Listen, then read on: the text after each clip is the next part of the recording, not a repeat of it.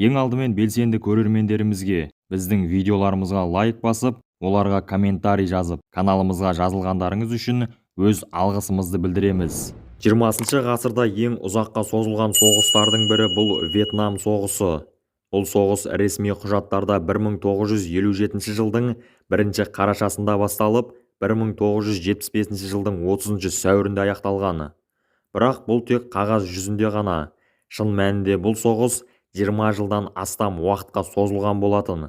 Бұл соғыстың басталу себебін қысқаша айтатын болсақ, Вьетнам соғысы негізінен сол уақыттағы екі үлкен держава, ақш және КСРО мемлекеттерінің ортасында үлкен бір майдан рөлін атқарған еді.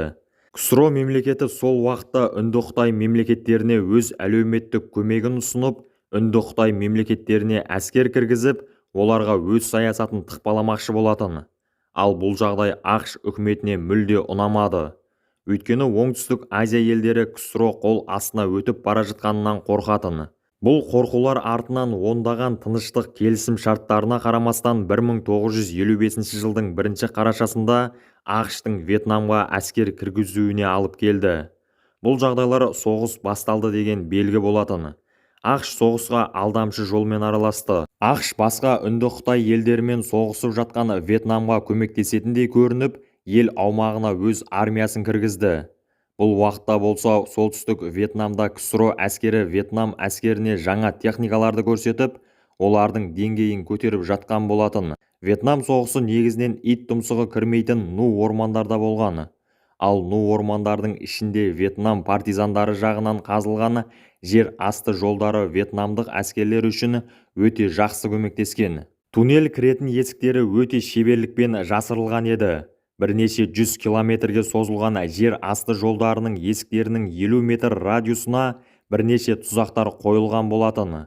Сол үшін егер ақш әскерлері бұл есіктерді анықтағанның өзінде оған жетіп бару қиын болатын. Ең алғашқы жер асты туннельдері Вьетнамда 1946 жылы Үнді-Қытай соғысы кезінде қазыла бастаған. Дәл осы жылы Вьетнам Франциядан өз тәуелсіздігін алып, Вьетнам Демократиялық Республикасы болып аталды. 1960 жылда Вьетнамның ақшпен соғысы кезінде туннельдер едәуір ұзартылды. Осы кезде жер асты жолдарында оқ-дәрі бөлмелері, ауруханалар, әскер бөлмелері, әжетханалар, тіпті демалыс бөлмелері де құрылды. Жер асты жолдары кейбір жерлері терең еместігіне қарамай өте берік еді. Оларды қазған кездегі есептеулер соншалық дұрыстығына байланысты туннельдердің үстінде танктер өтсе де, артиллерия снарядтары жарылса да, қабырғалар өз иелеріне адал қызмет етуін жалғастыра берді. Құрғақшылық кездерде туннель қабырғалары бетондай қатты қалыпқа келетін, ал жаңбырлы маусымда сәл жұмсаратын. Бірақ бәрібір өз беріктігін сақтап қалатын. Туннельдердің кейбір жерлері теңіз деңгейінен төменде өткен болса да, оларға бәрібір ылғал қатты сіңе қоймайтын. Жер асты жолдары желдету құбырларымен қамтамасыз етілген болып, оларда өте құпия түрде жасырылған еді. ақш әскерлері өздерінің жауларының жер астына сіңіп кетіп жатқандай жоғалып кетіп жатқандарын тез арада сезіп қалды. Және ақш армиясы алғашқыда жер асты жолдарын жойып жіберу өте оңай деп ойлады. Алайда олардың бұл ойлары қате болатын. Жер асты жолдары олар үшін өлім есіктеріне айналды. Алдымен ақш армиясы вьетнамдықтардың бұл таңғажайып құрылыстарын әуеден жоюға тырысып көрді. Бірақ бомбалар туннельдерге айтарлықтай зиян келтіре алмады. Осыдан соң ақш армиясы туннель есіктерін тауып, граната мен газ тастады.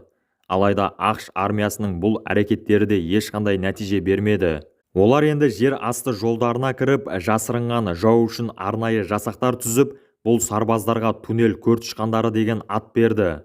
Жер асты көртышқандары болу үшін арнайы дайындық керек еді. Мұндай жасақтарға негізінен дене бітімі кішірек және клаустрофобиядан ада болған сарбаздар алынды. Олардың қарулары негізінен тапанша, пышақ және шырақпен шектелген болатын. Жер асты жолдары көп жерден 90 градустық бұрылыстар жасағандықтан туннель ішінде жарылған гранаталардан туннель қабырғалары қатты зиян көрмейтін. Туннельдерге кіретін ондаған, тіпті жүздеген кіру-шығу жолдары болған. Ақштықтар бір кіру жолын тапқанымен, Вьетнам партизандары басқа шығу жолымен келіп, ақш әскерлерін аяусыз өлтіріп кететін. Жер асты туннельдеріне түскен ақш әскерлері алдындағы туннель қабырғаларын, жүру жолдарын үнемі тексеріп алға жылжуға мәжбүр еді. Өйткені туннель іші тұзақтарға толы болатын. Мысалы, туннельдердің төменгі қабаттарында бамбук найзалары қадалған тұзақтар бар еді. Бұдан бөлек жер асты жолдарында жылан, улы өрмекшілер тасталған арнайы жертөлелер болатын. Бұл жолдарға адасып кіріп кеткен әскерлердің жағдайын елестету қиын еді. Мұндай жағдайда тапаншадан пайдаланудың өзі де қауіпті болатын. Өйткені жер асты жолдарының тар қуыстарындағы оқтың атылған кездегі даусынан әскерлер керең болып қалатын еді. ақш әскерлері сол кезде негізінен азаматтық тапаншалардан немесе револьверлерден пайдаланған. Бұл соғыста көп қолданылатын негізгі тапанша неміс Вальтері болды. ақш армиясы үшін бұл соғыс нағыз тозақтың өзі болған еді. Өйткені олар өз тарихында әлі джунгли ормандарында соғыспаған болатын. Жер асты жолдарын қазып, өздеріне тән түрлі соғыс тактикаларын жасайтын Вьетнам партизандарын олар өмірінде елестетіп те көрмеген болатын. Ондаған түрдегі улы жыландар және тіпті ғылымға да белгісіз жорғалаушылар мен өрмекшілер вьетнамдықтардан қарағанда ақштықтарға қорқыныштырақ еді. Және бұл жағдай вьетнамдықтар жағына жұмыс істеді. Вьетнамдықтардан қарағанда ақштықтарға түрдегі улы жыландар және тіпті ғылымға да белгісіз жорғалаушылар мен өрмекшілер вьетнамдықтардан қарағанда ақштықтарға қорқыныштырақ еді.